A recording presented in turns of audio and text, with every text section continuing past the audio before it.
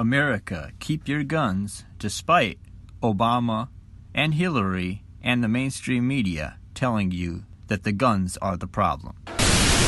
What's your opinion of the world today? And what does this Bible have to say?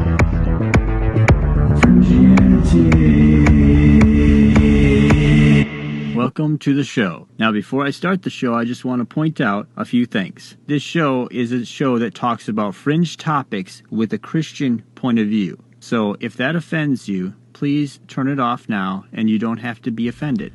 Okay, so it's been a little while again since I've done a podcast, and it's just because I'm constantly trying to find work, and I am working at another job, and the schedule is all over the place, so that's just the way it is. I can't change it. It's just a crazy schedule, and life's just kind of fluctuant and up and down lately, so that's just kind of how it is. But getting to the podcast now, since the last time I did a podcast, and I'm going to date this episode, of course, by saying this, but there has been a shooter at a church and everything, and yeah, it happened a little while ago, I think a week or so ago or whatever. But it's just interesting how, the media and everybody talks negative about guns, and, as soon as something happens within a second of it happening, the first thing you hear is, oh, it's a lone gunman, a lone shooter, like the Las Vegas shooting, whatever. It's always a lone shooter, and he had guns. Therefore, take away all of everyone's guns, even the people who use them to defend themselves from people like this. And in this case, there was another gunman who was a legitimate person who actually owned the gun legally. Or, I guess there's two guys. But anyway, and they went after him with guns, legal guns. So, if you take away the guns from legitimate people who have the right, according to their constitutional rights, to have guns and bear guns, mainly because of oppressive government might come in and take over. So they actually took this guy down. So they're heroes. Isn't that great? But according to the media, they were not supposed to have those guns, or they should not have had guns if we would have taken the guns away, right? So then this shooter would have been able to go to that church and shoot up the place until the police arrived. By the way, the police did not arrive immediately. These heroes, just regular people, showed up and took care of business. Okay, so they would not have been able to do that if the guns were taken away, as the media and Hillary and Obama and everybody under the sun suggested.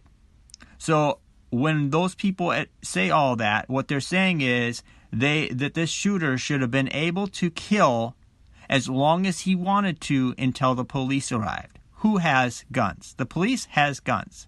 So you're waiting for somebody with a gun to come in. And killers and criminals, they get their guns from other places. They don't sign up and, register them so that everyone knows that they're the person with the gun.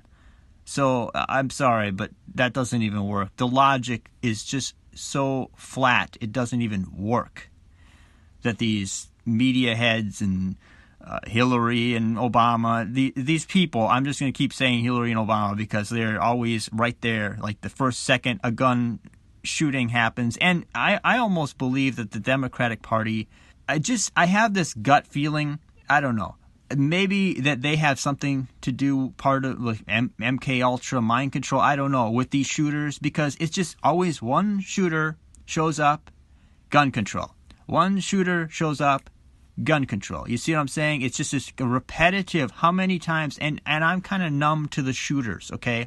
And that's sickening, that I'm feeling numb. Oh, it happens again. Oh, it happened again. Oh, okay. It's like I'm numb to that. But that's my opinion. I just wanted to get that out. So this shooter crap is just going to continue happening until the Democratic Party and the world elites and whatever decide that they want to take the guns and send in the United Nations and chaos, order out of chaos, and the whole beast Antichrist system comes in. But whatever. So that's really my point of view on that. But I wanted this episode to be more of another episode where we look at history and what happened. And what happened in history mirrors what could happen in the future, which probably will. So I'm going to be playing this woman. Her name is Kitty Werthmann. She was around when the Nazis started taking the guns. The socialist Nazi party, which, the liberals are socialists. They claim to want to be socialists. So let's not look at that. That name is still socialist. So socialism kills, and I've said that in my last episode, actually. But this episode really shows how it works. So this is kind of one of those things you might want to keep around, like this audio you might want to keep, just because it's good to know your history so that you're not doomed to repeat it in the future. Because that's exactly what's going to happen if the government takes the guns. It's just going to be just like Nazi Germany all over again. The same stuff. Because as soon as the Liberal Party gets into office, I'm pretty sure that they're going to enact the same socialist agenda that Adolf Hitler did. Only now they have a spy grid, so you can't get away from them. So it's even worse than Nazi Germany, by far. So I'm going to play this audio, and then it's like 30-something minutes long. And then I'll just talk a little bit at the end, and that'll be the episode, basically. By the way, the audio I'm going to play of Kitty Werthmann in her speech is from back when Obama was still in office. So she's really showing the parallels between what the Democrats were doing back then and what the socialist Nazis were doing in her time. And they're very similar. And you'll see a lot of parallels that are very similar, mirroring the things that are happening in our time. And probably will happen, like I said, when the socialist liberals get back into office. I'm not saying that the Republicans are any better, and I'm not saying that they're perfect either. But I'm just saying that these people are vigilant and trying to take away the guns, and that's not going to benefit Americans. So without further ado, here's Kitty Werthmann. Thank you for inviting me here to your beautiful state of California. The media still claims that Hitler rolled into Austria with tanks and guns and took us over. Not true at all. The fact is that the Austrian people elected Hitler by 98% of the vote by means of the ballot box. Now, how could that happen in a Christian nation, almost 100% Catholic, that they would elect a monster like Hitler? Hitler did not look like a monster. He did not act like a monster. He talked like an American politician. The year was 1938. Austria was in a very, very deep depression. We had more than 30% unemployment. We had 25% inflation. And if you borrowed money from the bank, you paid 25% interest. That's why farmers were going broke, businesses were going broke. They could not pay their mortgage, or they could not pay their taxes. What was even worse, we had riots in our cities. We had whole blocks of the cities burned down, and our law enforcement was almost helpless. They could not control the riots. The unions were calling for strikes, and industry would close, and factories would close up, hence all this unemployment. It was not unusual in my home that 30 people a day would knock on the door for a bowl of soup and a slice of bread. They could keep themselves alive by going door to door. There were no jobs. They were young people, college graduates, no jobs. The media told us that in Germany, where Hitler ruled since 1933, they had full employment, they had a high living standard, and everybody was driving the little beetle car, the Volkswagen. We did not hear a whisper that anybody was being persecuted or arrested. We only heard good things. And of course, we spoke the same language. We spoke German. We had the same culture. There was only a border between us, Austria and Germany, like South and North Dakota. And we said, why not? We would like to have the same high living standard what Germany had, and of all the things, jobs. People wanted to work. Austrian people are not lazy, they want to work. So the Austrian people petitioned the government for a plebiscite, for an election. And hence the Austrian people elected Hitler by 98% of the vote. So we got a new government, National Socialism. I translate for you Nationalsozialismus from the word national, the word Nazi derived. So we were getting a Nazi government. Nobody was elected anymore from the school board, the city commission, the county commission, legislature, and governors. They were all appointed. Well, we thought they would only pick the very best people to govern us. Just like in Germany, we trusted them. We did not ask questions. So the first thing what happened, we had to carry national ID cards. You could not board a bus, you could not board a train without showing your national ID card. Don't ever let that happen here. Very bad idea.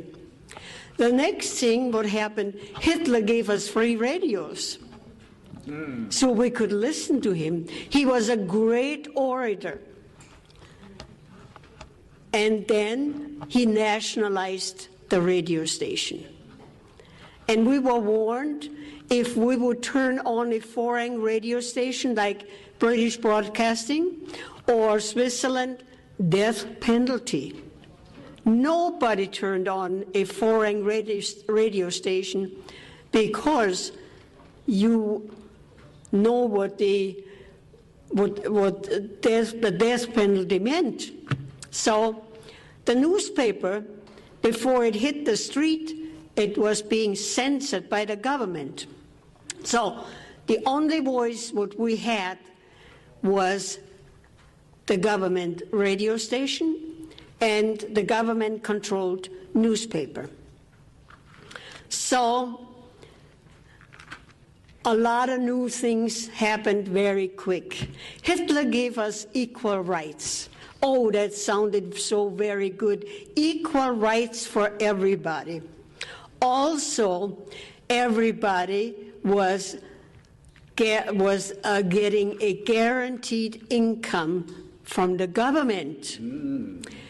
The equal rights, here we call it the Equal Rights Amendment. Equal rights was designed in two components: equality,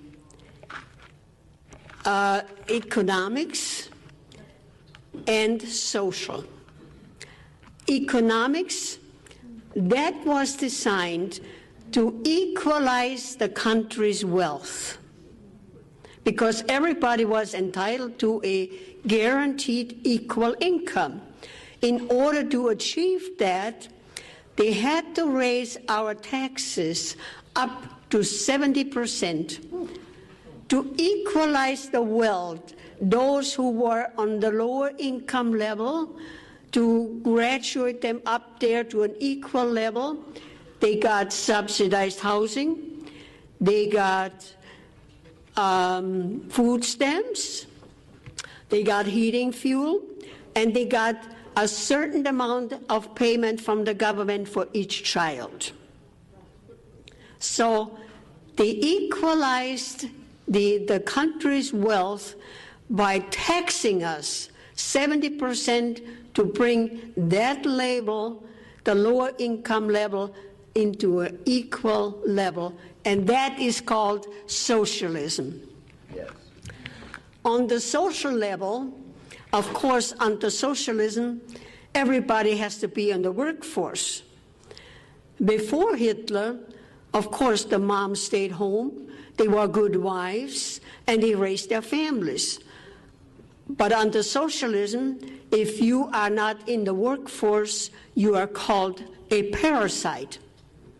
So the moms were being put out into the workforce. So what happened to the children? Child care centers. You could, and it was all free for everybody. You could bring your 4-month-old baby, leave it there 24 hours, 7 days a week.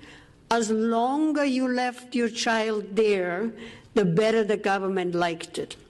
The staffers of the child care centers, they were not the grandmotherly type of women who took care of the children. They were young women, highly skilled in child psychology, to mold the little babies from 4 weeks on up how the government wanted them. The government raised our children. So that was the equality, equal rights for everybody. The next thing what happened, education was nationalized. We had a very good educational system in Austria before Hitler. I went to public school. We had a very good curriculum. We even prayed in public school before class and after class. That morning, after the election, I walked into my classroom and the crucifix was gone. And the teacher said, "This morning, we greet each other, Heil Hitler." And she said, "We don't pray anymore. We sing Deutschland, Deutschland über alles, Germany above everybody." And she also said, we would not have twice a week religious education anymore either. We would have physical education instead. Oh, we did not mind that. It was a lot more fun to play ball than study the Bible or learn long prayers. She also said that on Sunday we could not go to church anymore because Sunday was compulsory National Youth Day. We had to attend at 8 o'clock in the morning to the gymnasium instead of going to church. The first 2 hours we had political education.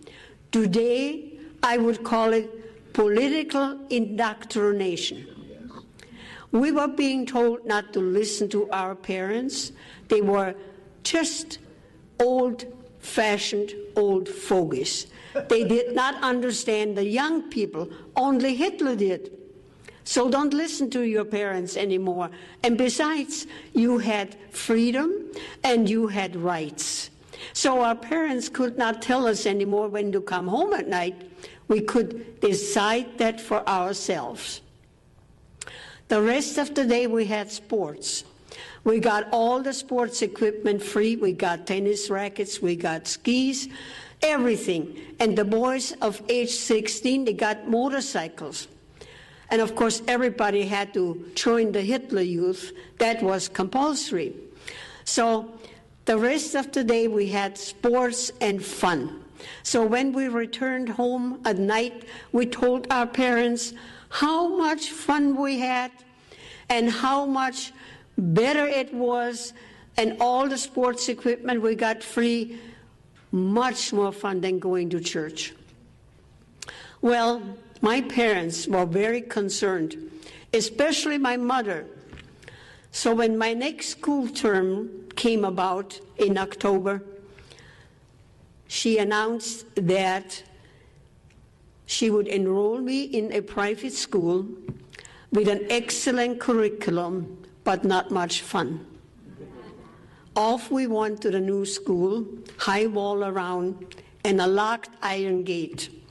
And as I bid my mother goodbye at the gate, I almost hated her. I thought she was going to put me into a prison. But she was a wise woman. She said, "Today you do not understand why I'm doing this for you. But when you grow up a bit, you will understand." Had my mother not intervened, today I would be a radical Marxist. So, on holidays, I could go back home for a visit. Of course, I was curious. I would go back to my former classmates and find out what was going on. I was shocked. 16-year-old girls were having babies for Hitler, and that was glorified. Oh, Hitler wanted a lot of babies, blonde hair and blue eyes, the master race. I was shocked. So that was our educational system. Hitler also nationalized our car industry.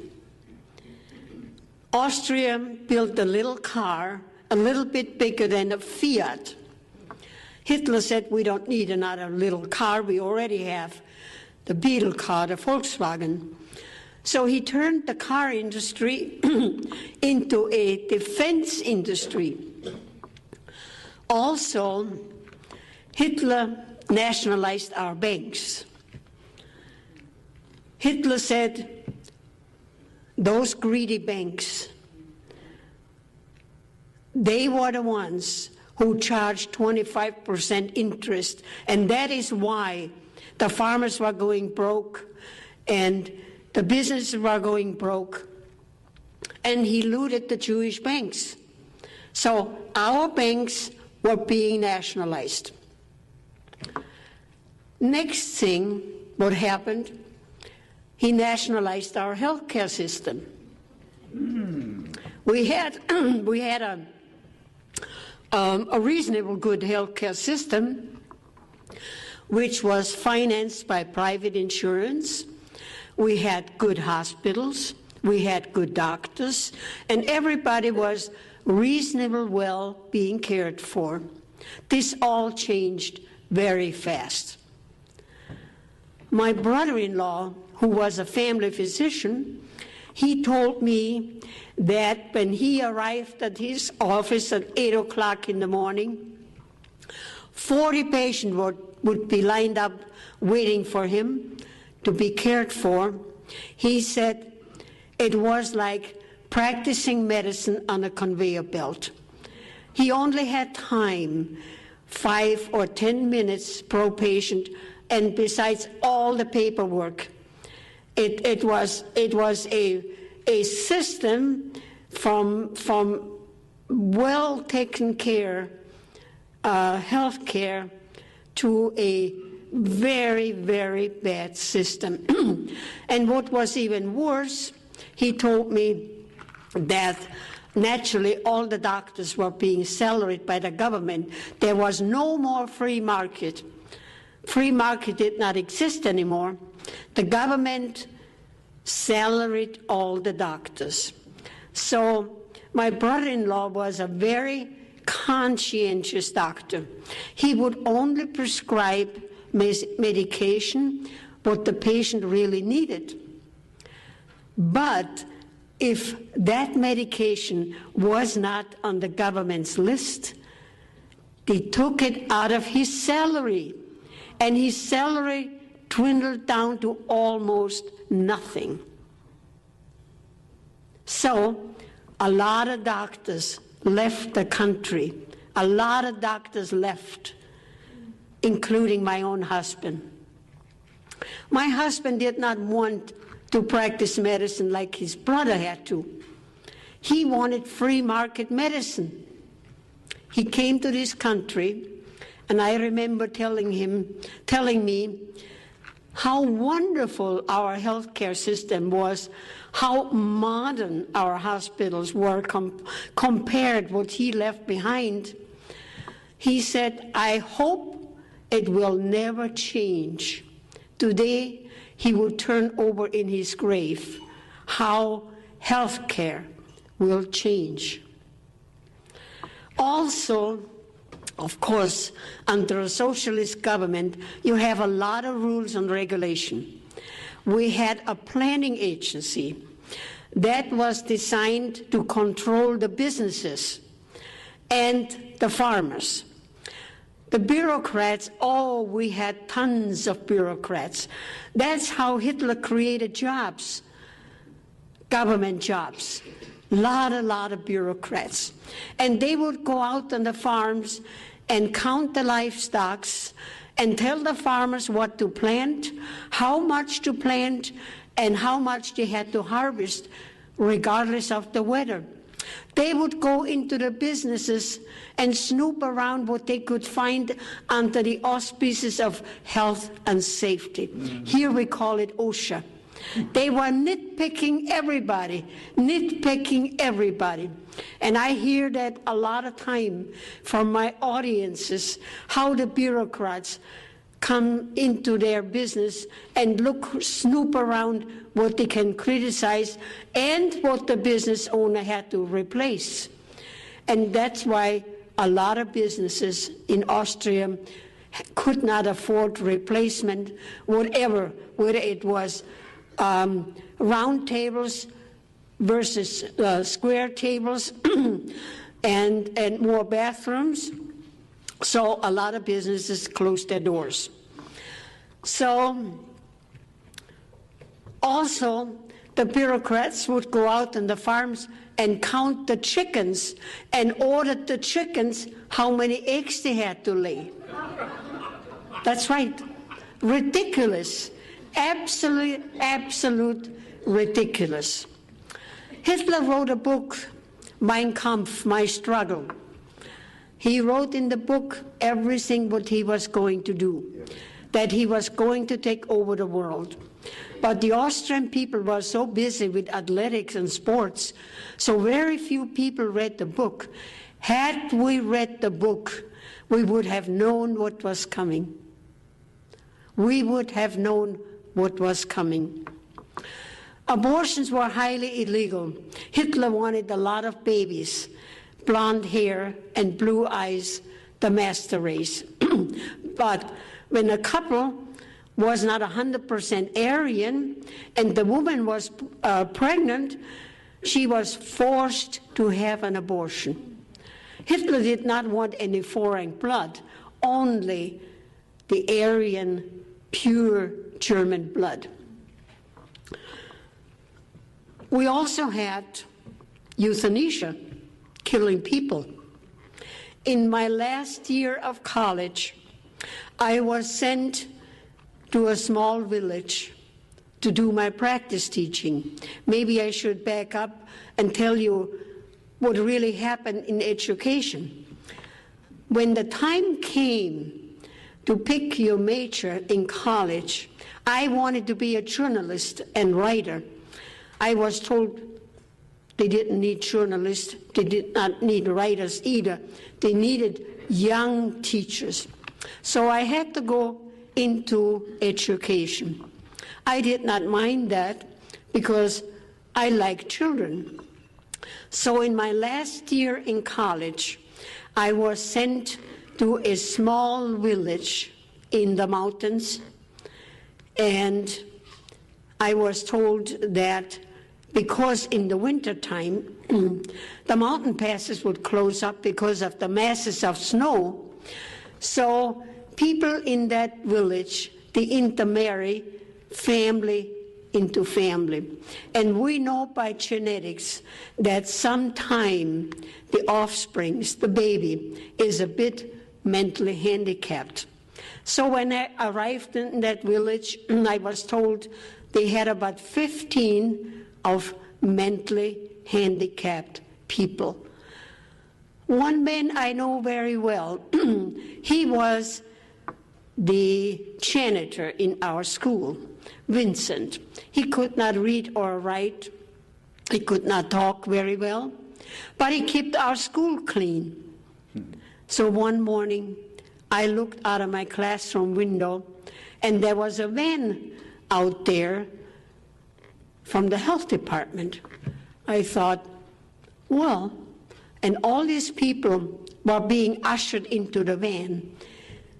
So I asked my principal, where are they going to take Vincent and all the rest of the people? I thought maybe they take him for an outing, for a picnic. The principal said, oh no, the health department came around and asked the parents if they want to institutionalize their son or daughter to learn how to read and write. Gladly the parents signed the papers and off they went. 6 months later, the letters came to the parents that their son or daughter died a natural but merciful death. The news traveled very fast in that village. People said, well, they all left in excellent health, in good health. And why should they all die within 6 months? It dawned on the villagers that they were being euthanized. After the war, I found out that 20,000 children, handicapped children, were being euthanized. Hitler wanted perfect people. On a personal note, God forbid, should I ever become handicapped, I will never apply for a handicapped license plate because I don't want to get on the list. Amen.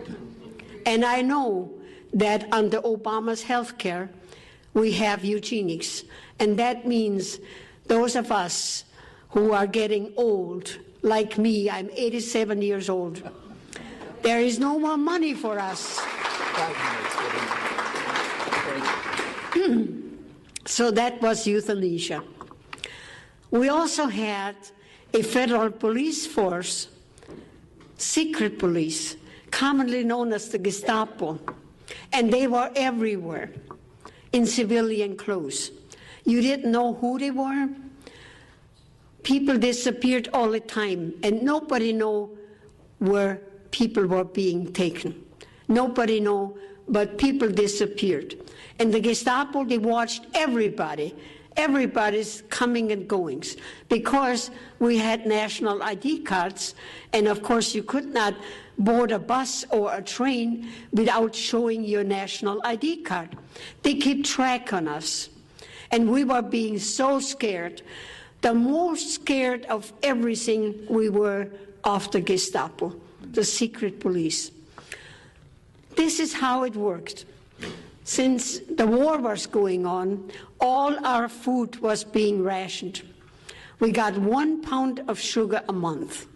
So if somebody in your family passed away like grandma, you quickly took that coveted sugar coupon and went to the grocery store and bought that pound of sugar.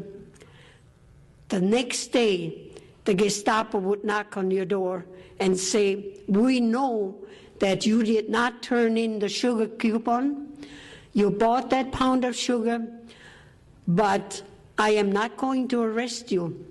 But you have to inform on your boss, your neighbor, your friend, everybody you know, and report to our office once a week. They created a network of informers. We could not trust our neighbors. We could not trust our friends. We couldn't trust anybody. We couldn't trust the mailman. Nobody. We were afraid to talk to anybody, anything political, because we did not know who was informing on everybody. A network of informers they created. I believe it was in February '09. I'm a lobbyist in our capital in South Dakota. And that morning I drove to our capital about around 8 o'clock, and I had the car radio on, and the news was being reported. And there was President Obama saying, if you hear anybody criticizing me, call the White House. Yep. Yep. When I arrived in the Capitol, I quickly went to ask to verify. I asked some of the legislators if they heard the same story, and they said, yes, we also heard that. Can you imagine creating a network of informers, informing and call the White House? Yes, it's happening. We also had gun control. The government said that children were playing with guns, and we had hunting accidents, people accidentally shooting each other, and we had criminals again, murderers. The only way that they could track the murderer was by the serial number of the gun. So bring your gun to the police station, then we can register the serial number and we can track the criminal. And we thought that was a good idea. Mm-hmm. So gladly we did that. Not long afterwards, they said, no, it did not help. We could not track all the criminals. The best way to have no more crimes and no more people getting hurt, bring your guns to the police station, and they already know who had guns because we registered our guns. Keep your guns and buy more guns and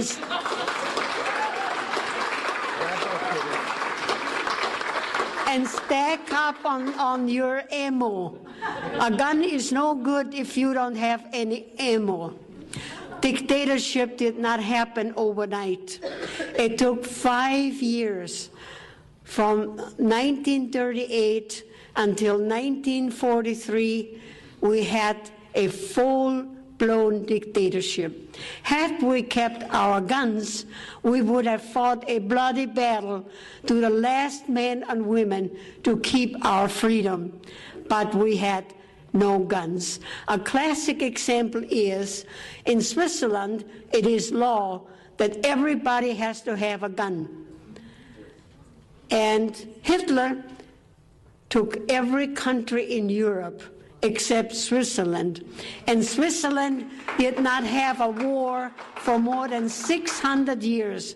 Hitler never tackled Switzerland. So keep your guns.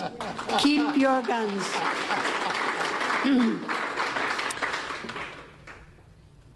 Like I said, the only information what we had, what the government provided for us, the nationalized radio station and the censored newspaper, nobody could come in and nobody could get out. We had no information, none whatsoever. We did not know that we had concentration camps. We found that out after the Americans and the Allies liberated us, that we had concentration camps, and we were shocked. We were totally shocked. When the people fear the government, that's tyranny. But when the government fears the people, that's liberty.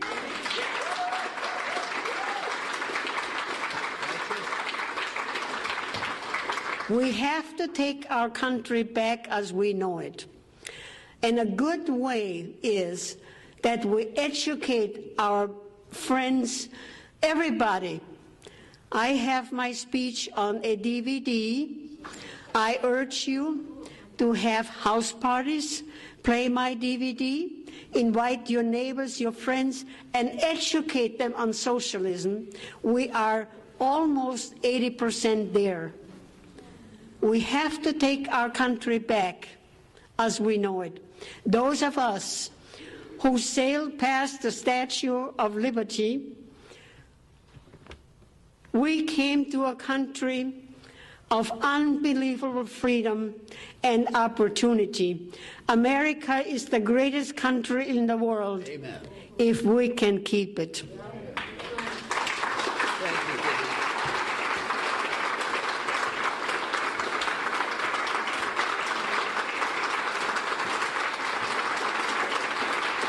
Okay, some quick points that I got out of that seem to reflect on today's society. It all started when the Nazis were taking over, when there was riots in the streets. Does that sound like anything you hear today? Anything at all? Sounds like something I might have heard a few times. Then they took the guns, something that the Democratic Party, Socialist Democratic Party, wants to do right now. They aborted the undesirable people. You know, they didn't want the people that were not their race. So they're racist, okay? Socialist, racism, okay? Indoctrinated the children. Does that sound like Common Core? Does that sound like school today? Yeah, it does a little bit, huh? All these kids go to school. They have gay, bisexual training. They have all this agenda training. Everything's heavy agenda. Teaching children at really young ages about gay sex, all kinds of stuff like that.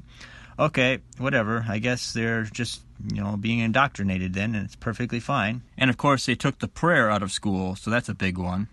Equal rights. Oh, we got to have equal rights, because that sounds great.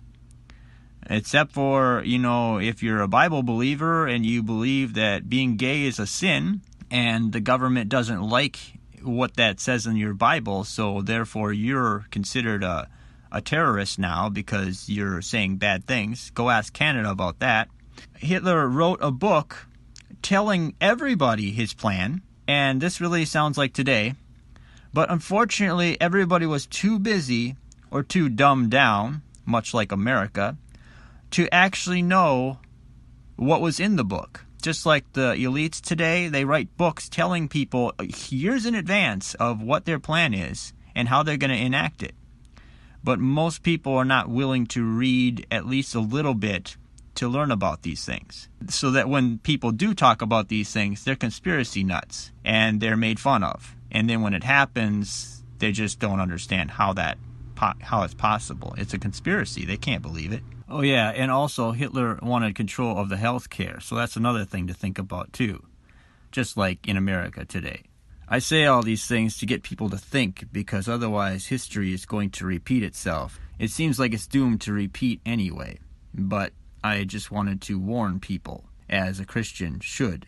So anyway, that's pretty much all the time I have. I just want to hit on the parallels and how history repeats itself and how history mirrors what's going to happen in the future and what is actually happening today even. America, keep your guns and keep your Bibles most of all. If you like this show, you can also find us under Leo Rutledge on YouTube. That's all capital letters, Leo Rutledge on YouTube. Shows like this in audio will be up on the YouTube channel, as well as video shows where I talk about other stuff as well. So check out Fringianity on YouTube under Leo Rutledge. Also, please check out the Fringianity Underground podcast Facebook group for show posts and Fringianity YouTube show posts as well. Also check out the Bible Underground. The Bible Underground is a electronic truther Christian / rock band music project that I'm working on. I'd really like your support. So if you enjoy my show, please support my music. I'm on Amazon, iTunes, wherever you download your music. And there's also a Facebook page and a YouTube channel devoted to the Bible Underground. So please check them out. So if you've listened through all of that, I want to say thank you for putting up with me. And thank you for listening to the show. And thank you for showing your support. God bless.